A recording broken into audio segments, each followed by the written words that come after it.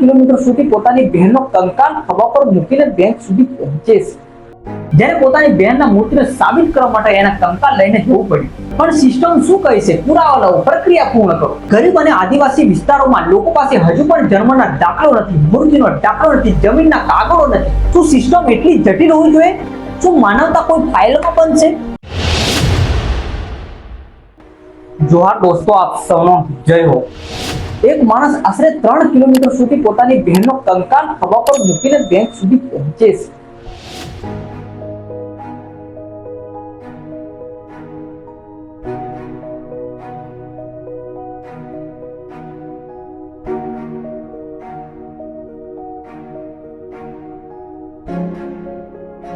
આ કોઈ ફિલ્મ નથી, આ છે આપણા દેશની હકીકત. આ છે ઓડિશા રાજ્યના આદિવાસી જીતુ મુંડાની હકીકત. જીતુ મુંડા પોતાની બહેન કલરા મુંડા સાથે રહેતા હતા. પશુપાલનથી ભેગા કરેલા રૂપિયા ઓડિશા ગ્રામીણ બેંકના ખાતામાં આશરે 19,300 રૂપિયા હતા. આટલા રૂપિયા ગરીબ પરિવાર માટે ખૂબ મહત્વના હોય છે. બહેનના મૃત્યુ પછી જીતુ મુંડા વારંવાર બેંકમાં ગયા, પણ દરેક વખત એક જ જવાબ મળ્યો: પુરાવા લાવો, લીગલ ડોક્યુમેન્ટ લાવો, પ્રક્રિયા પૂર્ણ કરો વગેરે. જ્યારે પોતાની બહેનના મૃત્યુને સાબિત કરવા માટે એના કંકાલ લઈને જવું પડ્યું. પણ સવાલ છે, શું ખરેખર જીતુ મુંડા ખોટો છે કે આ સિસ્ટમ? એક ગરીબ અને આદિવાસી માણસ જેને ખબર નથી કાગળ શું છે, પ્રોસેસ શું છે, બેંક શું માંગે છે, પણ એને એક જ વાત ખબર છે: મારી બહેન મરી ગઈ છે, એના પૈસા મને જોઈએ છે. પણ સિસ્ટમ શું કહે છે? પુરાવા લાવો, પ્રક્રિયા પૂર્ણ કરો. અહીંથી શરૂ થાય છે સચ્ચાઈ. ગરીબ અને આદિવાસી વિસ્તારોમાં લોકો પાસે હજુ પણ જન્મના દાખલો નથી, મૃત્યુનો દાખલો નથી, જમીનના કાગળો નથી. તો પછી એ લોકો ન્યાય ક્યાંથી લાવશે? સવાલ સિસ્ટમ પર છે. શું સિસ્ટમ એટલી જટિલ હોવી જોઈએ કે માણસને કંકાલ લઈને જવું પડે?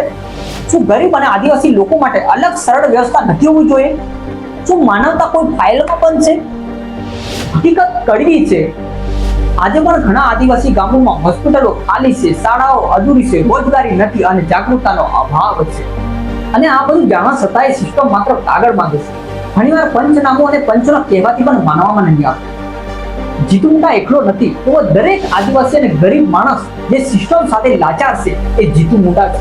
અંતમાં એક સવાલ: શું વિકાસ માત્ર શહેર માટે છે? શું ગરીબ અને આદિવાસી લોકો આ દેશના નાગરિક નથી? શું તેમની ઇજ્જત, અધિકાર અને જીવનની કોઈ કિંમત નથી? સમય આવી ગયો છે જાગૃત થવાનો, પ્રશ્ન પૂછવાનો અને સિસ્ટમને બદલવાનો.